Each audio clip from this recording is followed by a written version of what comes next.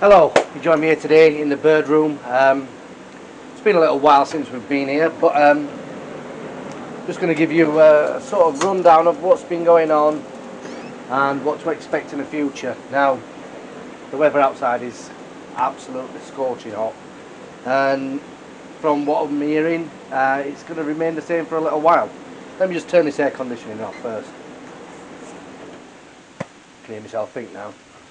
So, obviously in the bird room,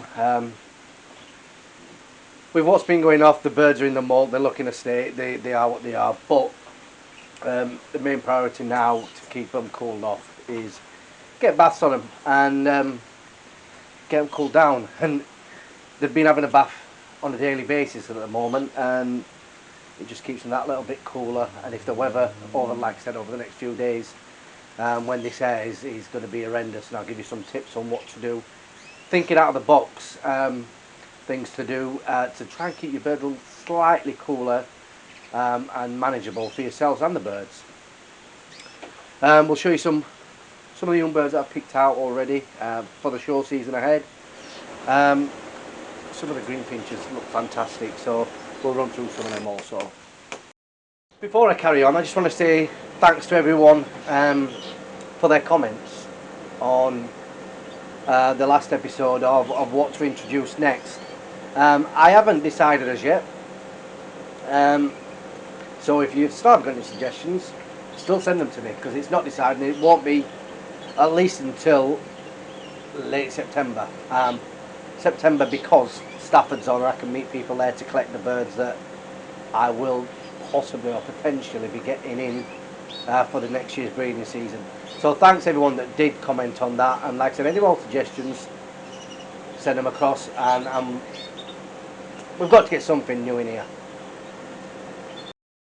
So as for diet this time of year, I mean, I have babbled on about it so many times. What I do is soak seed and egg food constantly. Now, I've changed this just for my own peace of mind, but I've gone back to it. I changed it for a couple of days. So what it was is, not even talking about the greenfinch at this point, some of the canaries, over the last couple of weeks, the birds are heavily in the mould. And it's probably down to me, my error really. I took them out of the stock shed and put them into the cages here. Cages just had a deep clean and fresh everything in, scrub the drinkers, waters, perches, all that malarkey.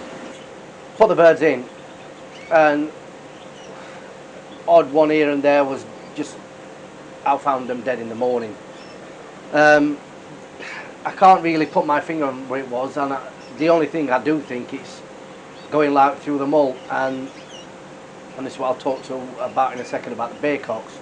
Now, I've never had a problem like this with canaries, but then again, I've never really bred that many canaries to really find it a problem.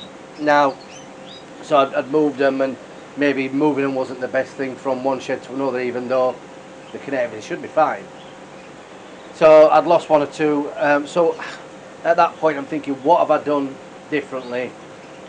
Or is it because of the weather, when I'm soaking the seed, is the seed going off, even though I'll soak it one night, then I'll feed it the next morning or the following day, when it's just started to chip.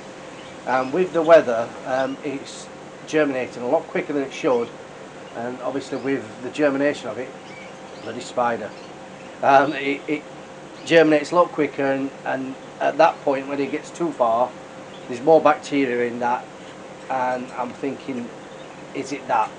So for a couple of days, I took them off soaked seed and egg food, started giving them egg food in the hoppers that's there, and just giving them dry seed, canary seed with van pellet, vitamins and minerals in, and made no difference really. You know, I still lost one or two birds, even though there was like that. So cut it all back and just gone back to basics and just what I know. Soaked seed and egg food with the blended up broccoli, carrot and all that, peas on top, and they'd start to be totally fine. But the only thing, like I could say, is what it was is going live. That brings me on to the baycock. So now I figured this with I've said many a times that I give my greenfinches baycocks because they're going like all coccidiosis, so I give them baycocks in the water. This is the baycocks. I'm fortunate that I've got a really good supply. I'm not going to mention the names because I don't think he'd be very happy if I mention his name. But anyway, so I got baycocks. I've put it all in every single one. I thought to myself, well, I'm not going to mess about. One bird gets it and one bird doesn't. For the sake of it, every single bird's got baycocks, and they're on it for 2 days and 2 days a month, and I'll do that now till I finish molting. Now, this type of weather, think about things cleverly. I mean, I'm quite lucky because it is cool in here. Bloody wasp in here now. Jesus, just keep that thing away from me. So it's quite cool in here because I've got the air conditioning on, so the need to change the water quite frequently throughout the day isn't really necessary for me. But in other situations where you've got this type of weather we've got now, you're going to need to change the water. So at that point, it's going to be pointless you putting your baycocks or any medication on your birds that you're going to be throwing away later on that day. Just bear that in mind. Or if you do, just put in a stumpy drinker so you're not throwing as much product away, or basically putting money down the drain, because it's exactly what you're going to be doing. If you are going to be intended on giving a medication, try and hold off a couple more days until this bloody weather cools down slightly, so the water can be in there for 2 days with the medication.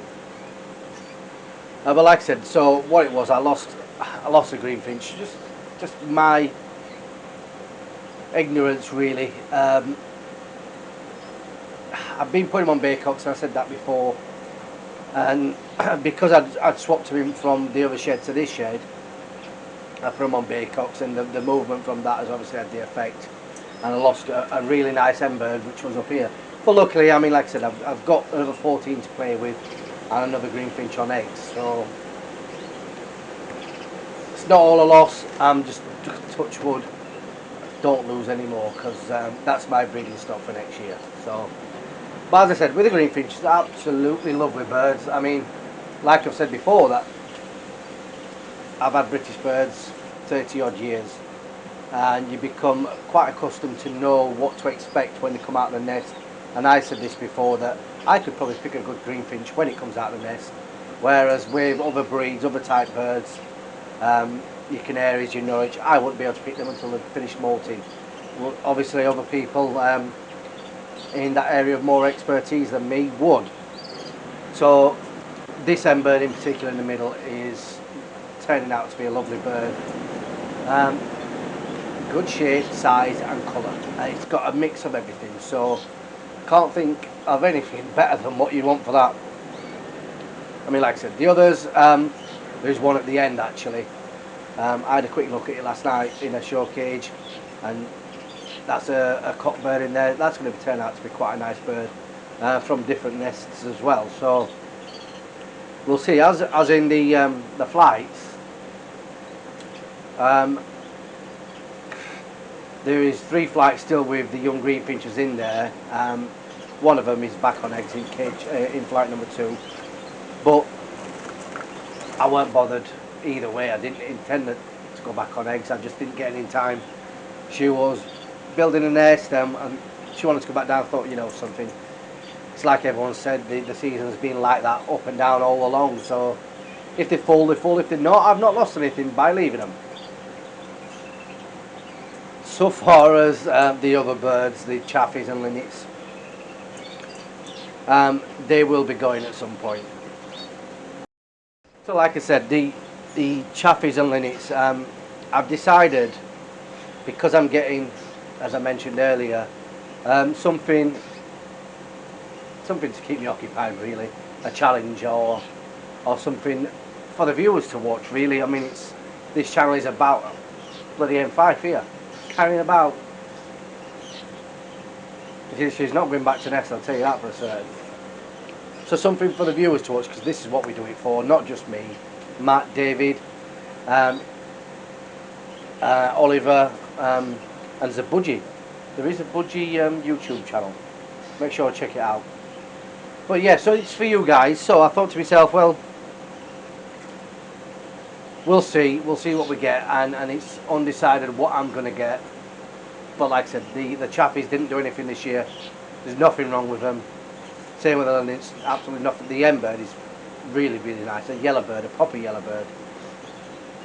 But it's just I can't stand keeping birds that's not going to breed. I'm a breeder. I'm not a bird keeper. I'm a breeder. At least I think of myself that way in a way. So for me, keeping birds that don't breed is pointless. But I do want to go more down on the route as well with the 3 flights that I'm going to have left in with some hybrids. Red Pole Bully maybe, another Greeny Bully maybe. We'll see what becomes available, because like I said, it's hard enough trying to get current year birds and birds that are correct. So we will see what happens further down the line. But if anyone has got any British bullfinches current year bred, I do need a couple of hens. Anyone out there that fancies supporting us and trying to achieve some bully hybrids, send me a message or give me a call. Always on the lookout for bully hens. I know they don't have a long life expectancy, and that's obviously the need. That's why a lot of people breed them and use them for hybrids, but it's a loss in some respects. But I'm not going to go into that. So that's what we're going to be doing with a couple of the spare flights that we've got, as well as keeping the greenfinches. I'll always keep greenfinches because, well, I wouldn't. They're quality birds, and I've spent quite a few years, not just me, and Mark spent a few years when he was building his lineup to get rid of them and start something new. I'm not about that, and I like showing the greenfinches, and I think I know enough about them to warrant keeping them and talking to you guys about them and giving you tips and what to look for in the future. So we'll see. So this, I would have swear then, I'm not going to do. This weather is, we all complain when it's too cold, we all complain when it's too hot. That's just a British way, but by heck it's hot, and we can go in the house and cool off. In your bird room, if it's not got fans in there, it's got no ventilation, then it's going to be hard for them birds to survive through this weather, put it that way. So some general tips just to think about. Obviously you've got your bird baths. Definitely will help. Spraying the bird room will help. Buckets of water on the floor will help. Now, lettuce. Keep it in the fridge. Half an hour before you want to get it out, give them some lettuce or cucumber. The reason I'm saying lettuce is because lettuce and cucumber are predominantly water. Dehydration in birds is not just because it's hot, it's because they're dehydrating from the hotness. A bit of lettuce in there will help them. Now this one, thinking out of the box, and I'll be doing this because where I've got, so say from 3 till 5 in the afternoon, the sun is directly in front of my shed, shining on the windows, and I've got UPVC windows at either side of my shed, which when I haven't got the air conditioning on is left open in the daytime, and the sun will magnify through the windows directly onto your birds.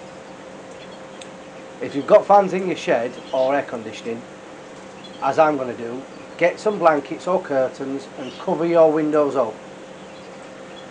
Shut your windows, cover them up. That's going to keep the air that's inside your shed cooler than it is outside.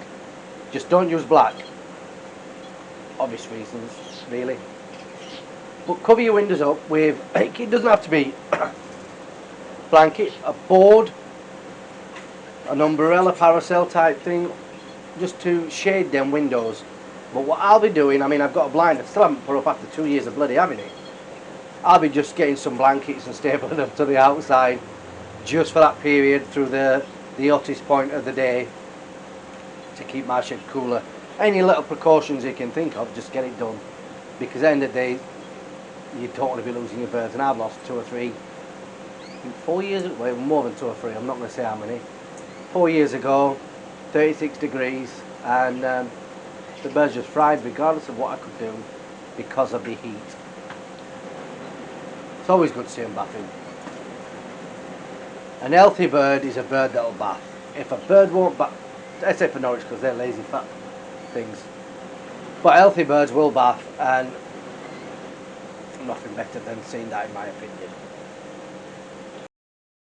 So I mentioned earlier, I wound the season up. That's with the canaries, and like I said, I did with the British birds as well, but they had other ideas. So what I did is put cocks in flights, hens in flights, except for the greenfinches, which has got young uns in, because I don't want to disturb them, as they are in there now with 3 in one flight, 3 in another, 2 in another, or whatever it is. I don't want to move them while they're molting off, because they start molting now and stress them out. So I've left them in there, and they'll be remaining in there till I feel that it's a safe period for me to remove them and get them in flight cages, ready to steady up, show train up, ready for the show bench.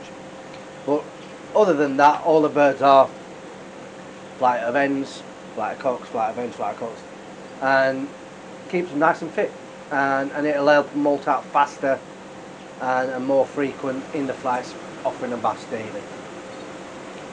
As of the mules and hybrid pairs, I mean, I lost the greenfinch that was with one of the chaffinches, the one that had the eggs this year.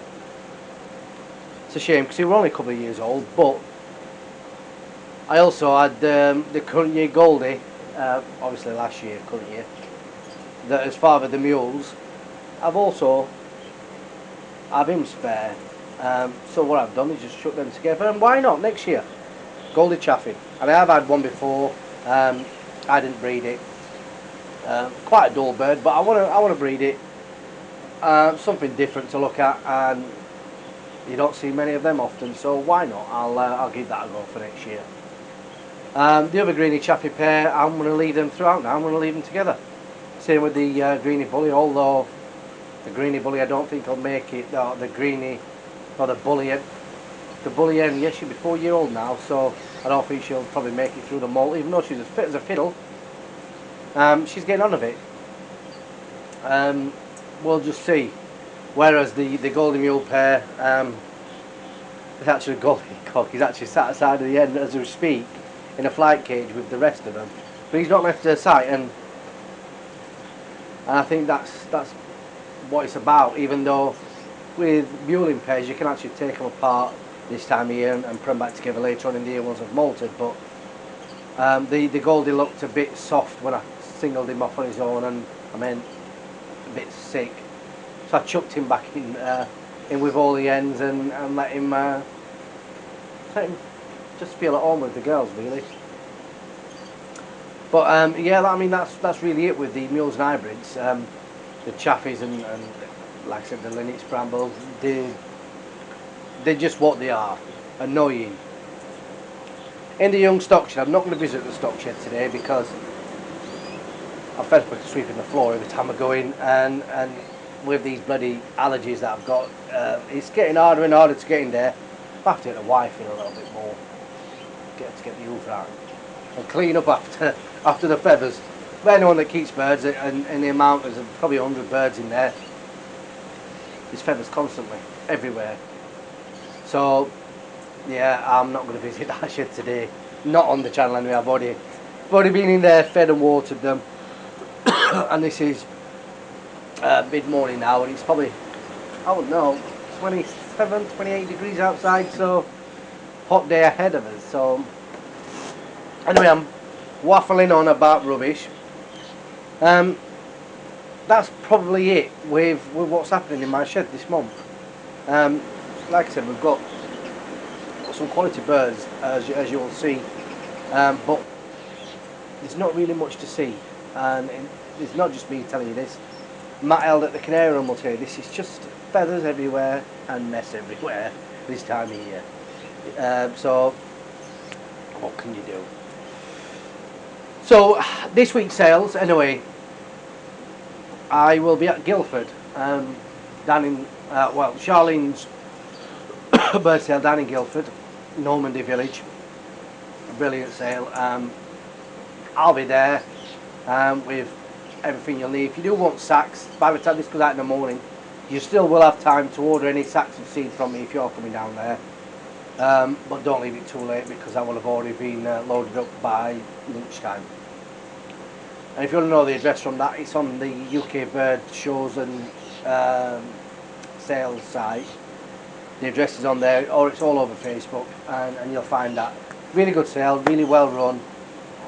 Not even if you're going down to buy anything, just pop in and say hello, have a chat with fellow breeders, and that's what it's all about. It's not all about showing and winning.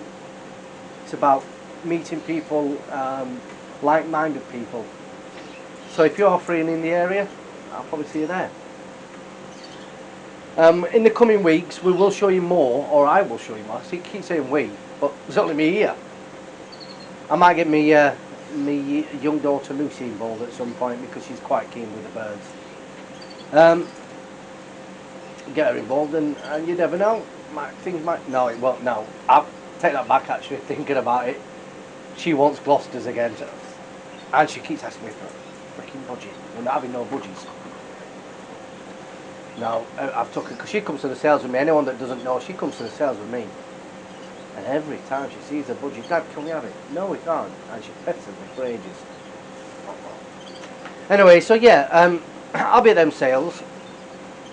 And just want to quick let you know about Baycocks. Right, Baycocks, there's various forms. Oh, there's various strengths of Baycocks. All I do is, if you get 4 pint, or what it is anyway, so 1 mil per litre, 2 days per month. But what I do is I have the 4 pint milk jugs, which is I think about 2 litres. I'll put 2 mil in there, keep it in the fridge, and feed them all. But like I said, just be wary if you're doing it through the hot weather, because you're going to be wasting more than you got. But if you do want some, send me a message. I don't put this on my website. If you want some Baycocks, I have got plenty available. Send me a message and I can send it via post, or if you're at any of the sales, I can sort it you out there. Anyway, not too much about the birds today, just a roundup of what's going on, so I hope you haven't bored you too much. But thanks everyone for watching and your continued support, whether it be through the bird products, or just by watching our videos. You're supporting us as it is. But yes, that'll be it for today. Feathers everywhere. I will see you in a couple of weeks' time. Hopefully we'll have some birds that's just about finished the molt to show you and let you admire, because I come in here 2 or 3 times a day when I'm around and just sit and watch sometimes. Nothing better. Anyway, if you haven't already, like and subscribe to the videos. You'll be notified if you hit the notification bell on when we upload our videos. I know it's been a bit all over the place at the minute. Cockbird that's in condition there. But that's just due to trying to get footage that is warrant showing you guys. So yes, if you haven't liked and subscribed, please do so. And I will see you in the next video. Don't forget, anything you need, visit our website, directbirdproducts.com. And if it's not on there, send me a message and I will get back to you at some point. Just remember that on a weekend, we attend sales every weekend, so I might not be available to pick the messages up then. Anyway, I'll see you soon. Take care in the hot weather.